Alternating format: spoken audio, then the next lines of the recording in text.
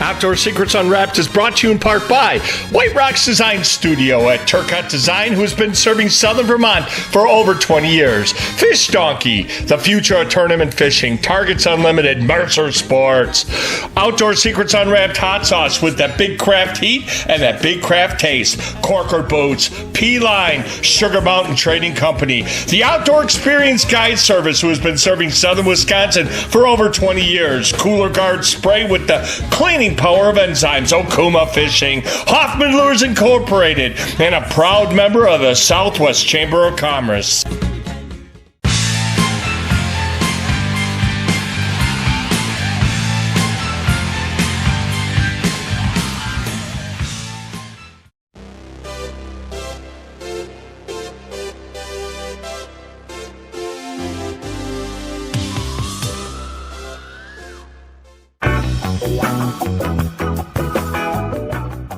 Welcome back to Outdoor Secrets Unwrapped. I'm your host, Chris Bateson. Boy, what a show we have today.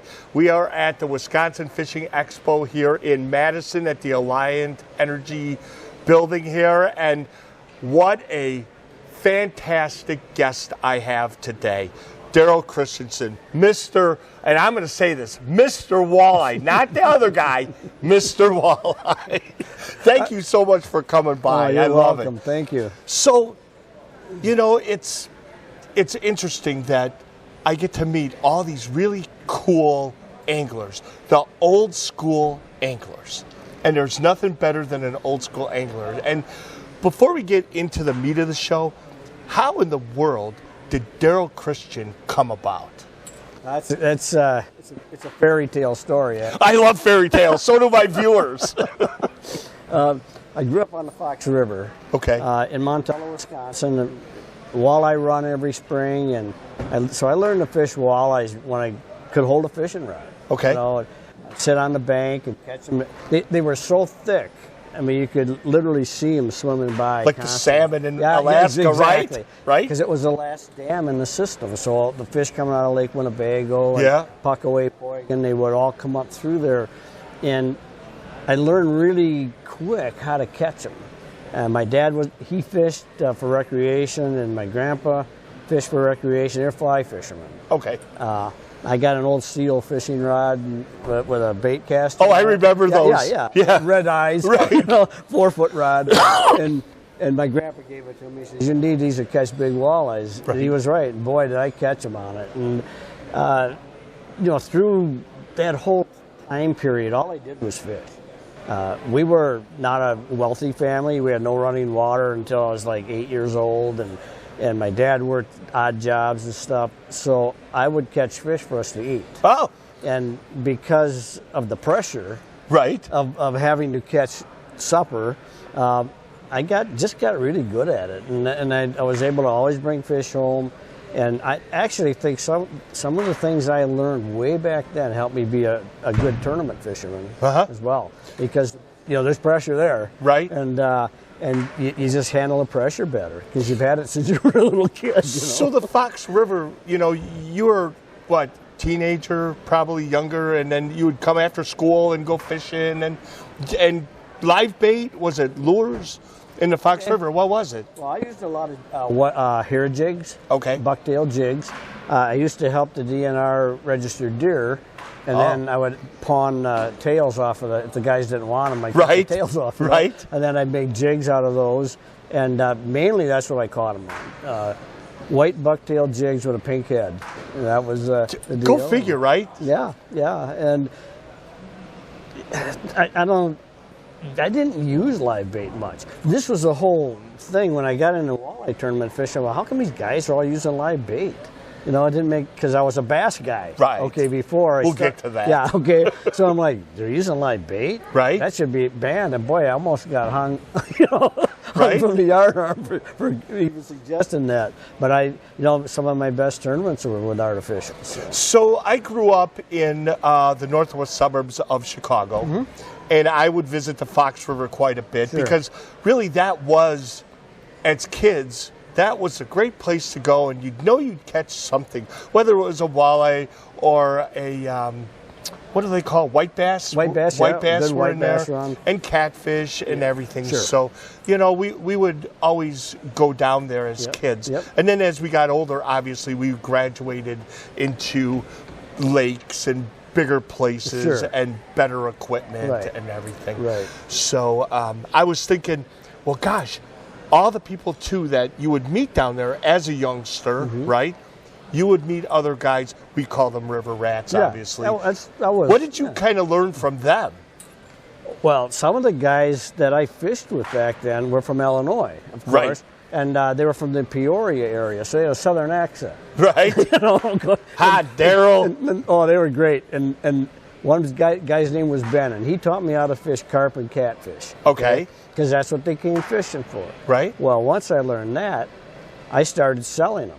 Because you could sell what they call rough fish. Rough fish. And I had a really good market going to the point when I was 12 years old, I was making more money a week than my father was working union construction jobs. Right. I can just see it now. Look, we have money, right? I mean, it was just amazing, and I saw that every fish was $1, whether it was this long or weighed 40 pounds. It didn't matter; they're all $1, and people would fight over them. People from Milwaukee and Chicago would come up and fish. And, right. Yeah. Right. So there again, you know, the pressure. Okay, now I got to get fish. And right. Of course, my dad thought it was great, my mom. So I'd get up at 3 in the morning, which I still do, by the way, because I think it's in me now. It's in you now, right? And I'd sit on the bank of that river and fish from April till October. Almost every day, sometimes all night, and catch fish. And I had a huge bin I would put them in. Right. So on the weekend, they came up and they'd throw ice in their trunk and throw the fish on the ice and then go sit in the bar for the weekend. Think about this. What a childhood you had, though, right? Oh, and because your friends, I'm sure your buddies will say, come on, let's go play baseball or let's go do this. And you're like, maybe, right? I could never get enough fishing, which was crazy. I mean, it was my only interest until girls. So what, after high school? During high school? During high school, but my superintendent did a lot of searching for me. Oh, I see. You know, around 9 or 10 o'clock in the morning when I didn't show up for school. We know where Christensen's at. He's at the river. I'd hear this voice coming from the bridge. Christensen, get your bleep to school. All right, folks. Don't go anywhere. We got more to talk about. All right, folks. We'll be back with more from the Wisconsin Fishing Expo and Daryl Christensen right after this. The Milwaukee Journal Sentinel Sports Show returns March 7th through 10th to State Fair Park in partnership with Mercury Marine and support from Usingers and Busch. Connect with experts, explore the latest equipment, and attend seminars with appearances from experts. See details and save with advance tickets at jssportshow.com. We're going to let this bad boy go, but wow, look at that fish. Oh my God, that's wow.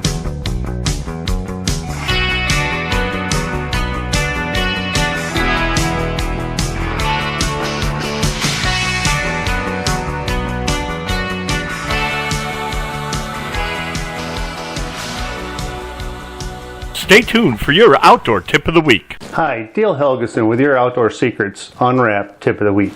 Today we're going to talk about traveling for fishing, whether you're transporting live bait, keeping them alive at your house, ice fishing, if you're camping and need water regenerated, just recirculated.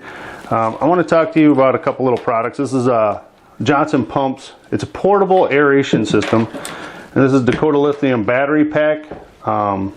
lithium batteries. It actually has lights, USBs, everything right built into this one pack. The nice thing with this little thing, you can put this in any cooler. You put it in a cooler, you can put it in a bait box. If you have a pontoon boat and want to make a live well, you can get something like this. It does 400 gallons a minute. I put these little clips on so I can just clip it right onto this.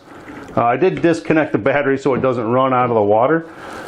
But you can just clip these on and you can have 400 gallons a minute of recirculating water in a cooler. So I just took this little cooler here, and you can see it comes with this little snap that you actually pop your hose into. You can mount this to the side too if you really wanted, but you can mount this if it's going to be more of a permanent application. But in other words, and you can see this, the water comes out of all these things.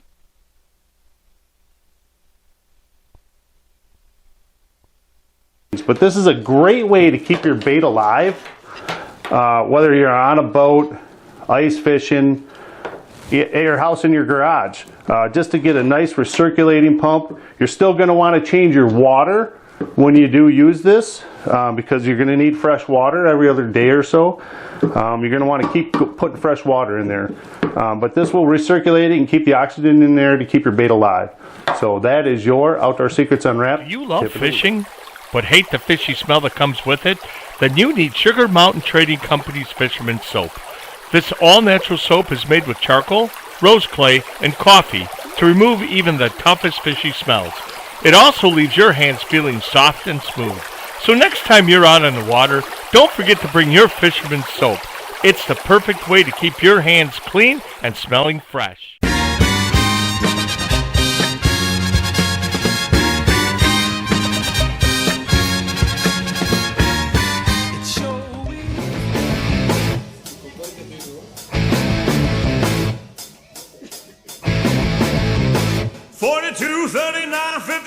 You can say she's got it all.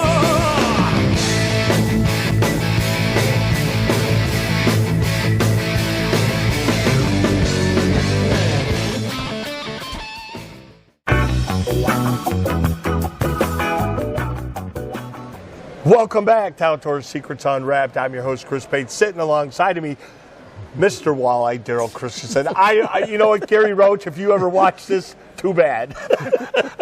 He's one of the few friends I have left. Don't make him mad. Don't make him mad. Anyway, as you were talking a little bit about your childhood and everything, but as time went on, you became even more and more qualified for walleye fishing and fishing in general, and you hit the circuits. How did that all come about? I was an outdoor freelance writer for 10 years. And I got to stop you right there. Was it for Gene or was it for Bob? Gene Bawer? No, okay. Gene Lawlin, or was it Bob Machulis? Oh, Bob, yeah.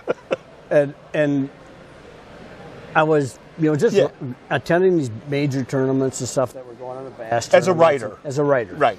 And I went to the Masters Walleye, in those days it was called the Manufacturers Walleye Council, the MWC Championship, and got introduced. There was only a few writers there, and the MC introduced me as one of the best walleye jig fishermen in the country in front of all these walleye guys. Right.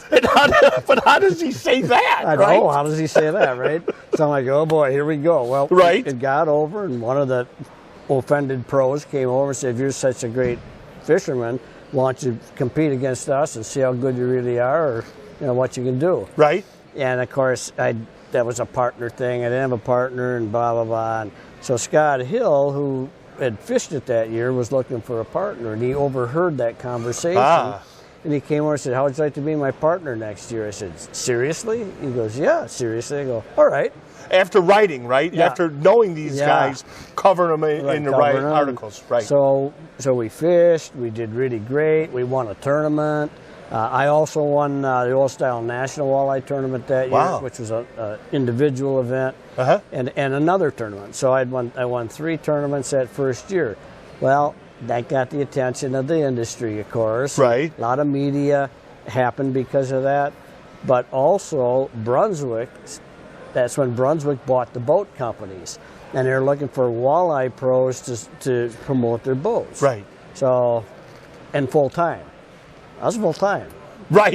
So right. I go, I can always write. I can do that at night. Right. So I jumped on board with Team Starcraft, which was Mike McClelland, myself, Bob Probst. I mean, these guys were heroes. Right. When I was a writer, right. Now they're competitors, so they weren't heroes anymore. Right. But they're friends. Right. They became really good friends. Yeah. So, and then it just exploded from there. With Mercury Marine ponied up with a lot of funds, and we were designing boats. It was like the early days of BASS. Right. Where guys said, look, we can't fish out of 14-foot boats with a 25-horse motor. We need bigger boats. We need bigger engines. We need to do this if we're going to be competitive. And whatever we designed and they made, the public bought. Because we were fishing. They saw it on TV. They saw us use them. So that whole industry just went crazy until 2009, when everybody went broke. Right, everybody. And, right. And then it changed again. Mm-hmm. So, but that whole 20 years before that was phenomenal. When Amazing. did the PWT change? I think they changed into the National Walleye Tournament. Is that how that worked? Yeah. Well, the PWT dissolved, and then and then the tournament anglers got together and had their own circuit. Right. And then that went into the NWT. You're right, right. And, some really good anglers came out of the PWT. Oh, yes. When I talk to guys, like when I talk to Ted every once in a while, Ted Takasaki, or I talk to Mike Norris, or when Tommy Scarlett was still here, they all kind of came out of that system. You came out of that system, correct? Right. And so it was a learning curve. And what were some of the learning curves in walleye fishing when we started to run these tournaments? Well, for one thing, we had to get away from the buddy tournaments. There's the only money in buddy tournaments is winnings. Right. You can't get sponsored to be in buddy tournaments. It just don't happen. So we talked Indianapolis show. Right. I'm there with Gary Roach and Al Lindner and Jimmy Houston's, and we're talking back and forth, and Jimmy Houston looked us right in the eye. He says, there's never going to be any money in walleye fishing until you get rid of that buddy thing and have individual tournaments. Okay? And he was correct. And we knew that. We knew that, but then how do you do it? It's millions of dollars of investment. Right. You know? Right. So, funny thing is, a year later, the Lindners started a professional walleye trail, and it became an individual event, pro-am event, co-angler event. Yeah, and I have to give the Linders a lot of credit for keeping the fishing industry out front, with the in-fishermen right. and everything that they did. But then on the other hand of it, I have to hold them accountable for some of the things that they would talk about in their shows or in their magazines that may or may not have been very good. So I think they were leaders in the catch and release. Right. Where you're taking something, like for you'd keep your fish as you were a child and do all that, but now it's catch and release, and which, again, it's the double-edged sword. But they were industry leaders. Right. So. Well, they sure were, and Al made one statement in an interview that he and I actually did together. Yeah. And the question was, why did you start the PWT? You didn't need to. Why did you start the Walleye Insider magazine? Right. You already had, you guys were the experts. Right. And now these guys are becoming Hold experts. that thought. Okay. All right, folks. We're coming right back with more with Daryl Christensen, because I want to hear the end of that story right after this. Give you a quick little... Hey everybody, Ray Tiffany with S2S Outdoors. You are watching Outdoor Secrets Unwrapped.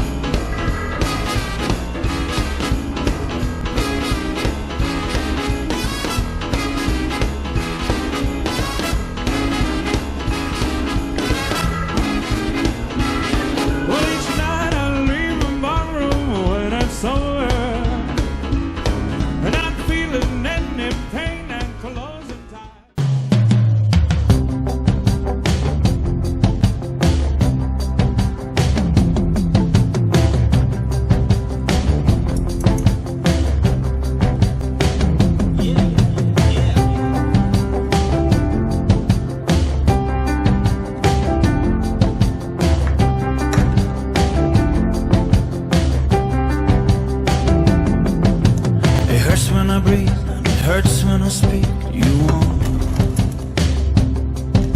everything I own, everything you wanted.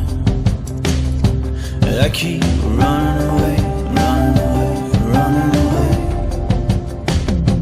You keep fading away, fading away, fading away. It always ends in the same way. The sun gets in your eyes. I won't be surprised the next time with this blue eyes came out of the blue, out of the blue, blue, blue.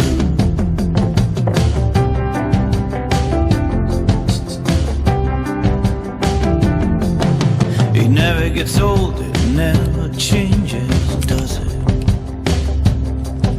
Airport, a city, a moment is breaking my promise. Welcome back to Outdoor Secrets Unwrapped. What a show with Daryl Christensen. Thank you so much. Yeah, you're welcome. For spending some time with me here at the Wisconsin Outdoor Expo. And we got to finish that story about Sure. the linders. Why in the world, do they need all this stuff? Well, here's what Al's statement was. He said, we were at the top of the walleye game, but it wasn't going anywhere. And he said, we've discovered that these guys were using techniques, catching fish in different bodies of water, doing stuff we never even heard of before. And at first we kind of thought, well, it's just a regional thing or a local thing. Right. He says, but then we realized, we could glean all this information by holding tournaments around the country, having all these pros from the East Coast, the West Coast come together, fish these events, and let's just see if they're all going to be one on a Lindy rig in deep Right. water on a rock pile. Right. And then somebody comes along and wins one in a foot of water. Another guy comes along and wins one pitching spoons. Another one pitching jigs. Right. Another guy's trolling, doing other things, and it opened up this whole wide world of new walleye techniques, new walleye books. And I wrote 2 different walleye books. We're going to get to those. So before that, the information was just all mainly coming out of northern Minnesota. Okay. And that was northern Minnesota lakes. Right. So as your career, went on and on and on, and you won all these tournaments, you started writing books. Yeah. And and I think that's wonderful that pro anglers like yourself write books to further people's knowledge in what they want to do. Well, and here again, In Fisherman Right. got a hold of 5 or 6 of us and said, we want to do this series on walleye books. Smart market on You're their right, part. right. Okay. So they had Bob Props do live bait rigging. They had me do jigging. Not jigging spoons yet, because we weren't into that yet. Right. Okay, that came later, but jigging. Mike McClellan did bottom bouncer and spinner fishing, and Gary Parsons did trolling, and Keith Gavias did vertical jigging and other types of presentations. So we had all of these walleye pros individually did these books. And they were, they sold like wildfire. Right. So it was a profitable thing for Infish, but it also got all of us out there. Yeah. We're the marquee guys now. We're not only fishing tournaments, we're writing about how we win them and how to do it. And so no walleye television yet. Infisherman controlled that. Right. Others came along later, and of course, who they're going to have on their shows? You guys. Us guys. So right. And there again, when people say, "Well, you really fell into that," yeah, kind of, but you had to be there to fall. You got to be on the edge of the cliff to fall off of it, right? So you bring up a really good point. There is like when people like yourself and Gary Parsons and everybody and the Linders, you guys were in the right time. We were to create this whole walleye phenomenon. Yes. Right? Exactly. Just like, for me, I was at the right place, but you also have to have the personality. And if you don't have the personality, it doesn't work. So exactly. when people say that to me, I roll my eyes a little bit, and Yeah. I'm like, all right, well, here's another one. But we get used to it. I had, people always, lots of fans, people come to the booth Right. and stuff at the shows. They go, man, I'd love to have your job except for the speaking part. Well, that's most of the job. Exactly. Right? Yeah, if you can't promote, you're not going to have this job. Right, right. They just wanted the fishing part. Well, so where do you think the fishing industry is headed now? Let's say the next 5 years. Where do you think this is all going? yeah, that's a great question. Bass, it's endless. I mean, Right. look what they've done. Right. Look, they it's just in the last 5 years, what they've done is unbelievable with Major League Fishing and all this stuff. And walleyes are kind of like looking at it and going, why can't we do this? Right. How come, and there again, when they started doing that, more sponsor money, quite frankly, from the walleye market was shoved over, into Major League Fishing, because they can't stop sponsoring BASS. They got to keep going because that's televised, and Right. that's the old heroes are in there, and That's right. So they really now have two, well, they're more than two, but two really major circuits and tons of minors that are paying $100,000 a tournament. Right. And That's crazy. And walleye guys are out there just scrambling and working and trying to get this thing back on track. I know it's a limited market, but dang it, there's walleyes in 25 states, all the Canadian provinces. That's a big area. Right. It's millions and millions and millions of consumers, and there's no reason that walleyes can't compete for those dollars. Right. They should be able to. I agree with that. And, just like the professional muskie tournament, I don't even think that's going anymore, is it? I don't know. I think that folded up. All right. Well, it's wonderful. I appreciate it. How do people find you? Not website anymore. Okay. Okay. Facebook. Facebook? Just look up Daryl Christensen? Look me up, friend me, follow, whatever they want to do. Yeah. Okay. I still got room for some friends yet. You don't have the 5,000 friends yet? Well, I was close, so I got rid of a bunch. You kind of got to pick your friends, right? Right. So, so I'm not at 5,000 yet, but they can follow me, and that's unlimited. So. All right. Yeah. All right, great. All right, folks, we got to get running, and we will talk to you all. Outdoor Secrets Unwrapped is brought to you in part by White Rocks Design Studio at Turcotte Design, who has been serving Southern Vermont for over 20 years. Fish Donkey, the future of tournament fishing. Targets Unlimited, Mercer Sports. Outdoor Secrets Unwrapped hot sauce with that big craft heat and that big craft taste. Corker Boots, P-Line, Sugar Mountain Trading Company. The Outdoor Experience Guide Service, who has been serving Southern Wisconsin for over 20 years. Cooler Guard Spray with the cleaning power of enzymes. Okuma Fishing, Hoffman Lures Incorporated, and a proud member of the Southwest Chamber of Commerce. We'll meet you again. May God bless you. Adios. Wise men say only fools rush in. But I can't help falling in love with you.